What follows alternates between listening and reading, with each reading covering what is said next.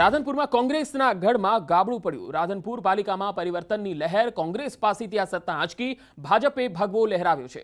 28 બેઠકોમાં ભાજપ 25 અને કોંગ્રેસ 3 બેઠકો પર જીત્યું છે। ભાજપની ભવ્ય જીત થતા ધારાસભ્ય લવિંગજી ઠાકોર અને સમર્થકો ઢોલના તાલે ઝૂમી ઉઠ્યા અને નાચતા જોવા મળ્યા। વિજય સરઘસ પણ નીકાળ્યો।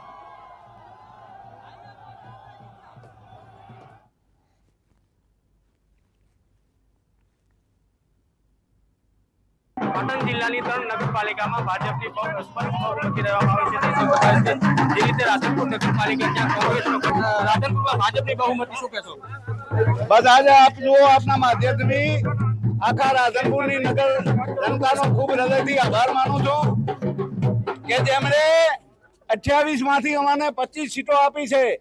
દરેક સમાજના લોકોએ ઉમળકા ભેર જે અમારી વાતને એ વિશ્વાસ મૂક્યો છે એ બદલ દરેક સમાજના લોકોનો આભાર માનો છું।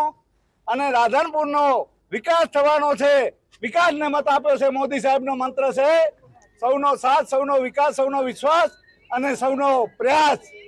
આને સાર્થક કર્યું છે એ બદલ અમારા મોવડી મંડળ અને સંગઠનનો ખૂબ આભાર માનીને એ રાધનપુરની નગરને ખૂબ ખૂબ આભાર માનું છું। જે 60 વર્ષથી ત્યાં કોંગ્રેસ જીતતી હતી એ પણ આ વખતે અમે એ 4 માંથી 3 અમારી સીટો આવી છે, કારણ કે લોકોએ ભારતીય જનતા પાર્ટીમાં વિશ્વાસ મૂક્યો છે અને કોંગ્રેસના ગઢમાં ગાબડું પાડ્યું છે અને રાધનપુરમાંથી કોંગ્રેસનું નામ નિશાન બતાવ્યું।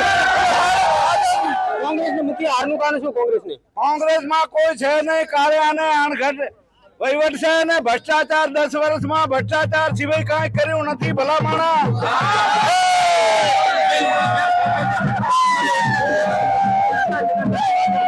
ધારાસભ્ય લવિંગજી જણાવી રહ્યા છે। અશરફ ખાન, ન્યૂઝ 18 પાટણ।